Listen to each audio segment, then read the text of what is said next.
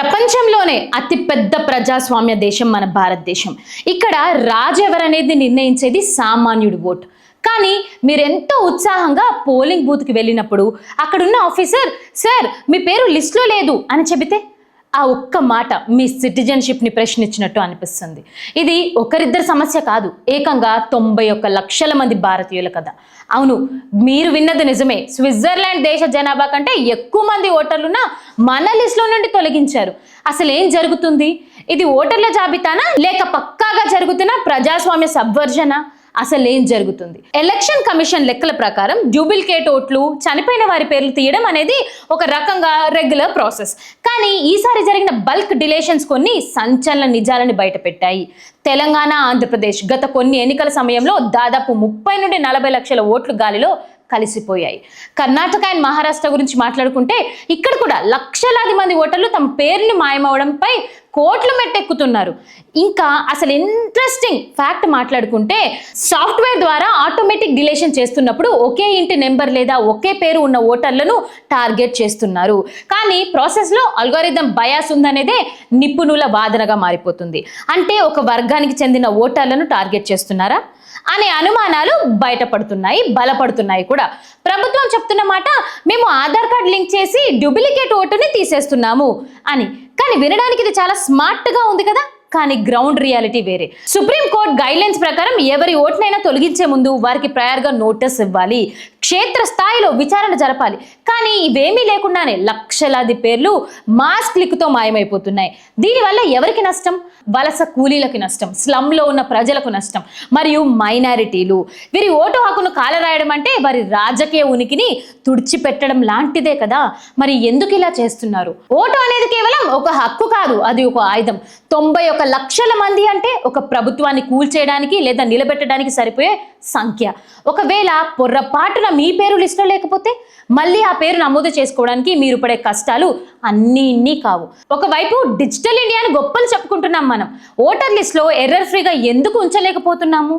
ఇది టెక్నాలజీ వైఫల్యమా లేక పొలిటికల్ గేమా? ఎన్నికలు వస్తున్నాయంటే చాలు మనం పార్టీల గెలుపోటములపై చర్చలు పెడుతూ ఉంటాం. కానీ అసలు మన పేరు లిస్టులో ఉందో లేదో చెక్ చేసుకుంటున్నామా? దానికైతే ఎవరూ ప్రయత్నం చేయట్లేదు. ఓటర్ హెల్ప్ లైన్ యాప్లో ఇప్పుడే మీ పేరు ఉందో లేదో వెతకండి. ఒకవేళ లేకపోతే వెంటనే ఫామ్ 6 ద్వారా అప్లై చేసుకోండి. గుర్తుంచుకోండి, 91 లక్షల మంది మౌనంగా ఉండిపోవడం వల్లే ఈ పరిస్థితి వచ్చింది. మీ ఓటు మాయమైతే మీ గొంతు మూగబోయినట్టే. మన ఓటును మనమే కాపాడుకుందాం. ఎవ్వరు వచ్చి దీని గురించి ఫైట్ చేయరు, మన గురించి మాట్లాడరు కూడా. చట్టం ఏం చెబుతుంది? ప్రజా ప్రాతినిధ్యం చట్టం ప్రకారం ఒకరిని ఓటు జాబితా నుండి తొలగించే ముందు వారికి ప్రయర్ నోటీస్ ఇవ్వాలి, వారు వివరణ ఇచ్చుకోవడానికి సరైన సమయం కల్పించాలి. కానీ స్పెషల్ ఇంటెన్సివ్ రివిజన్ లో జరిగిన విచిత్రం ఏంటంటే నోటీసులు సిస్టంలో జనరేట్ అయ్యాయి, కానీ ఓటర్ చేతికి మాత్రం అందలేదు. వందలాది మంది ఓటర్లు కోర్టుల ముందు ఆవేదన వ్యక్తం చేసుకుంటున్నారు. మా ఇంటికి ఎవరూ రాలేదు, మాకు ఎలాంటి నోటీస్ రాలేదు, కానీ ఆఫీస్ రికార్డుల్లో మాత్రం మేము ఊర్లో లేనట్టు రాశారు అని. క్షేత్రీయ స్థాయిలో విచారణ జరపకుండానే ఫీల్డ్ వెరిఫికేషన్ డన్ అని సిస్టంలో ఎలా అప్డేట్ అయ్యింది? అది కేవలం కింద స్థాయి సిబ్బంది చేసిన అజాగ్రత్తనా లేక ఒక పక్కా ప్లాన్తో కొందరు ఇంటి వద్ద లేరు అని మార్క్స్లో చెబుతున్నారా? అసలు ఏం జరుగుతుంది? ఉన్న వాళ్ళని లేరు అని చెప్పేసి ఎందుకు అబద్ధాలు పుకార్లు పుట్టిస్తున్నారు? వాళ్ళ ఓటు హక్కుల్ని ఎందుకు లాక్కుంటున్నారు? ఇది కేవలం ఒక వర్గానికో ఒక ప్రాంతానికో పరిమితం కాలేదు. దీని ప్రభావం ఓటింగ్ శాతంపై తీవ్రంగా పడింది. ఉదాహరణకు మాణిక్ చంద్ లాంటి చోట వేలాది మంది తమ ఓటు హక్కును కోల్పోవడం వల్ల అక్కడ ఎన్నికల ఫలితాలే తలకిందులయ్యే ఛాన్సెస్ ఉంది. కేవలం 1% లేదా 2% ఓట్ల తేడాతో గెలుపోటములు నిర్ణయించబడ్డ సీట్లు కూడా ఉన్నాయి. ఇలా 97% ఒకే వర్గానికి చెందిన ఓటర్లను లాజికల్ డిసపియరెన్సీ పేరుతో తీయడం అంటే అది ప్రజాస్వామ్యాన్ని హైజాక్ చేయడం లాంటిదే. దీనివల్ల సామాన్యుడికి వ్యవస్థపై నమ్మకం పోతుంది. నేను ఓటు వేయడానికి వెళ్తే నా పేరు ఉండదేమో అని ఒక నిరాశ ప్రజాస్వామ్యానికి అతిపెద్ద ముప్పుగా మారబోతుంది. బెంగాల్లో జరిగింది, రేపు మన రాష్ట్రంలో మన నియోజకవర్గంలో జరగదని గ్యారెంటీ ఏంటి? సాఫ్ట్వేర్ ఇచ్చే తప్పు రిపోర్ట్ల వల్ల మన రాజ్యాంగ హక్కులు కాలరాయబడకూడదు. ఎలక్షన్స్ కమిషన్ తన బాధ్యతను పారదర్శకంగా నిర్వహించాలి. డిజిటల్ ఇండియాలో డేటా ఎర్రర్స్ ఉండకూడదు. ఒకవేళ ఉన్నా అది ఒక సామాన్యుడు ఓటుని హెచ్చరించేలా ఉండకూడదు. ఎందుకంటే సామాన్యుడు వల్లే ఇప్పుడున్న రాజకీయ నాయకులు బతుకుతున్నారు. ఈ వీడియో కేవలం సమాచారం అనుకోవద్దు, ఇది ఒక హెచ్చరిక. మీ ఓటు కార్డులలో స్పెల్లింగ్ మిస్టేక్స్ చెక్ చేసుకోండి. మీ పేరు లిస్ట్లో ఉందో లేదో ఇప్పుడే NVSP పోర్టల్లో వెతకండి. అన్యాయం జరిగినప్పుడు గొంతెత్తండి. ఎందుకంటే మౌనంగా ఉండడం అంటే అన్యాయాన్ని అంగీకరించడం లాంటిదే.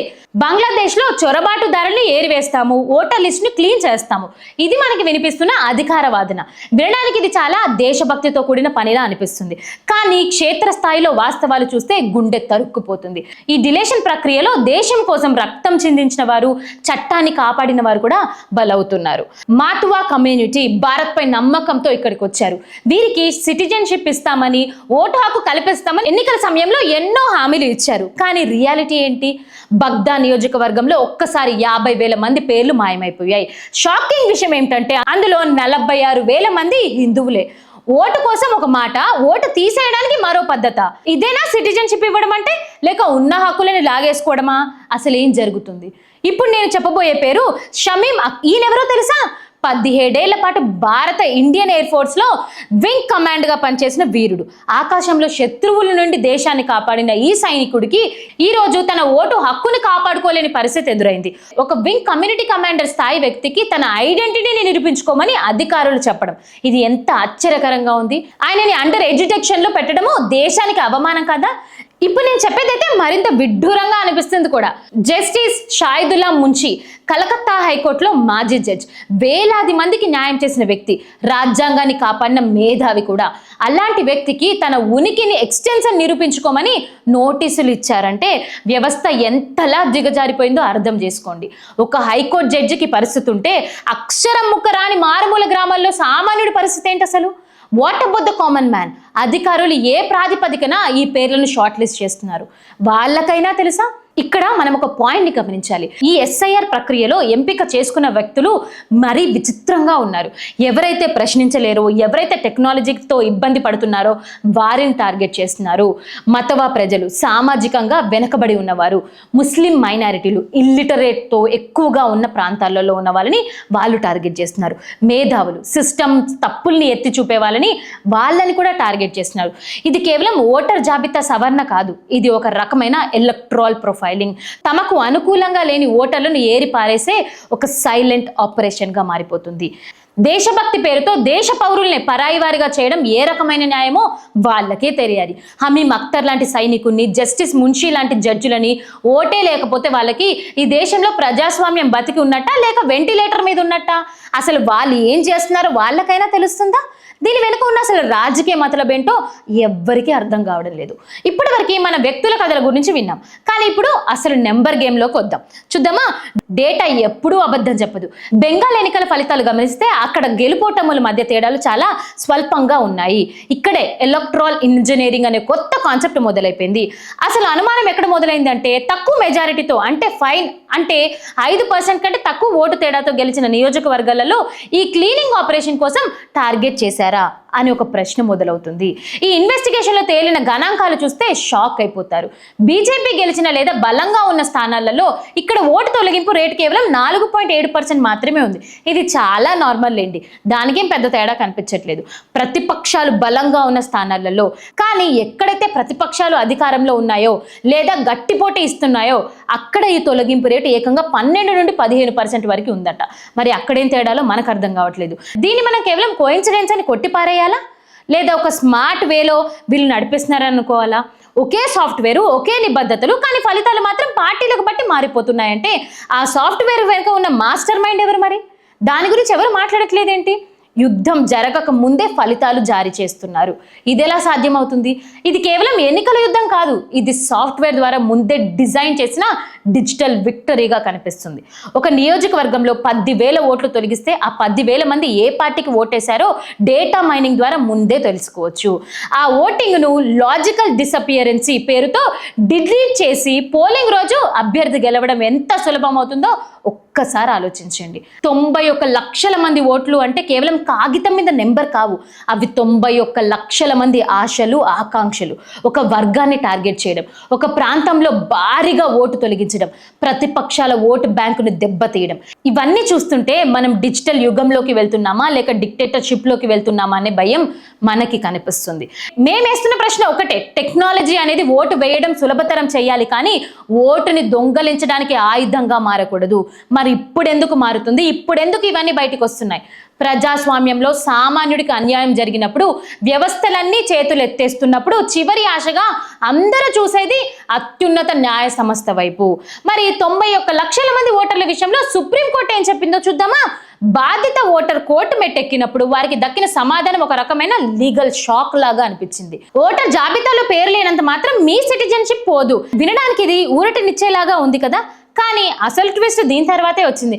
కానీ మీరు ప్రస్తుతానికి ఓటు వేయలేరు. ఈ తీర్పు ఎలా ఉందంటే ఆపరేషన్ సక్సెస్, కానీ పేషెంట్ మాత్రం డెడ్ అయిపోయారు అన్న విధంగా వాళ్ళు తీర్పులు ఇచ్చుకుంటూ వస్తారు. పౌరసత్వం, సిటిజన్షిప్ ఉండే లాభం, దేశ భవిష్యత్తును నిర్ణయించే ఓటు హక్కే లేకపోతే ఆ సిటిజన్షిప్ ఉండి ఏం లాభం, లేక ఏం లాభం? కాగితం మీద సిటిజన్షిప్ ఉంటే ఏం లాభం అయిపోతుంది? ఏమీ లేదు కదా. ఇది 1996 నాటి ఎమర్జెన్సీ కాలం నాటి తీర్పులు గుర్తొచ్చేలాగా వాళ్ళు చేస్తున్నారు. అప్పట్లో కూడా ప్రాథమిక హక్కుల కంటే సాంకేతిక నిబంధనలకే పెద్దపీట వేసేవారు, ఎందుకంటే అక్కడ డిక్టేటర్షిప్ నడిచింది కాబట్టి. ఇప్పుడు కూడా అదే షిప్ నడుస్తుందా? అసలు ఏమైపోతుంది? భారతదేశం ఎటు వెళ్ళిపోతుంది? మన దేశంలో ఎన్నికల కమిషన్ అంటే ఒక అన్బయాస్డ్ అంపైర్ లా ఉండాలి, కానీ దేశ చరిత్రలో మొట్టమొదటిసారి ఒక చీఫ్ జస్టిస్ కమిషనర్ పైన ఇంపేస్మెంట్ అంటే అభిశాసన నోటీసులు ఇచ్చారు సుమారు 200 మంది ఎంపీలు. ఇది సాదా సీదా విషయం కాదు, ఇది ప్రజాస్వామ్య వ్యవస్థపై ఒక ప్రకంపనలా మారిపోయింది. కానీ ఇక్కడే అసలు ట్విస్ట్ ఉంది. ఇంతమంది ప్రజాప్రతినిధులు కలిసి ఇచ్చిన ఆ నోటీసులు పార్లమెంట్లో ఎలాంటి చర్చలు లేకుండానే తిరస్కరణకు గురైపోయాయి. అసలు ఏం జరుగుతుంది? ఒక రాజ్యబద్ధమైన సంస్థపై ఇన్ని ఆరోపణలు వచ్చినప్పుడు దానిపై కనీస చర్చ కూడా జరపకుండా దేనికి సంకేతంగా దీన్ని మార్చుకుంటున్నారు? ఎన్నికల కమిషన్ పనితీరుపై గత కొద్ది కాలంగా అనేక ప్రశ్నలు వెల్లువెడుతున్నాయి. ముఖ్యంగా ప్రతిపక్ష నేతలు ప్రవర్తించే తీర్పు, ఫిర్యాదులపై స్పందించే వేగం చూస్తుంటే అది ఒక స్వాతంత్ర సంస్థలా ఉందా, లేక ఒకరి కోసం పని చేస్తున్నలాగా ఉందా, లేక ఒక ఆర్థిక పార్టీకి ఎక్స్టెన్షన్ వింగ్ లాగా మారిందా అన్న అనుమానాలు సామాన్యుడిలో కూడా మొదలయ్యేలాగా కనిపిస్తుంది. డేటా పాయింట్ మాట్లాడుకుంటే ప్రతిపక్షాలు ఇచ్చిన 100 ఫిర్యాదులు పెండింగ్ లో ఉండటం, అదే అధికార పార్టీ నేతలపై ఈగ కూడా వాలకుండా కేవలం చూస్తూనే ఉంటున్నారు. ఇది యాదృచ్ఛికమా? అసలు ఏమైపోతుంది? లక్షలాది మంది ఓట్లు మాయమైపోతున్నాయి, సాఫ్ట్వేర్ తప్పులు బయటపడుతున్నాయి, అంతా బాగుంది అని ఈసీ చెప్పడం జవాబుదారీతనం నుండి తప్పుకోవడమే కదా వాళ్ళ సమాధానం వింటే. ఇప్పటిదాకా మీరు చూసింది కేవలం బెంగాల్కి సంబంధించిన రాజకీయ పోరాటం అనుకుంటే పొరపాటు మీదే. ఇది మన ప్రజాస్వామ్య మూలాల మీద జరుగుతున్న ఒక నిశ్శబ్దపు దాడి. బెంగాల్ ప్రయోగించిన ఈ డిజిటల్ డిలేషన్ ఫార్ములా ఒక పైలట్ ప్రాజెక్ట్ మాత్రమే. అక్కడ అది సక్సెస్ అయితే రేపు తెలంగాణలో, ఆంధ్రప్రదేశ్లోనూ లేదా మీ ఊర్లోనో మీరు ఓటు వేస్తున్నప్పుడు ఇవన్నీ మీరు ఎదుర్కోవాల్సిందే. మీరు ఎంతో ఉత్సాహంగా పోలింగ్ బూత్కి వెళ్తున్నప్పుడు మీ పేరు లిస్టులో లేకుండా పోవచ్చు. అప్పుడు మీరు ఎవరిని అడుగుతారు? ఏ వ్యవస్థను నిలదీస్తారు? అక్కడ ఎవరు మీకు సమాధానం చెప్తారు? గుర్తుంచుకోండి, ఓటు వేయడం అనేది కేవలం 5 ఏళ్లకు ఒకసారి వచ్చే హక్కు కాదు, అది మీ ఐడెంటిటీ. మీ హక్కును రాజ్యాంగం ఇచ్చింది, కానీ దాన్ని ఒక సాఫ్ట్వేర్ అల్గోరిథం కాలరాస్తుంటే, ఈ అన్యాయం జరుగుతున్నప్పుడు మనం మౌనంగా ఉంటే రేపు ప్రజాస్వామ్యం అనేది కేవలం స్కూల్ పుస్తకాలలో చదువుకునే ఒక పాఠంలా మాత్రమే మిగిలిపోతుంది.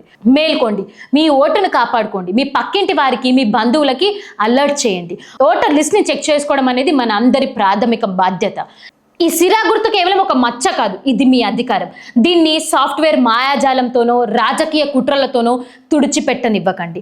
అప్రమత్తంగా ఉందాం, ప్రజాస్వామ్యాన్ని కాపాడుకుందాం. నిజం నిలకడగా తెలుస్తుంది. ఈ నిజాన్ని నిర్భయంగా మీ ముందుకు తీసుకొచ్చిందే భారతవాస్.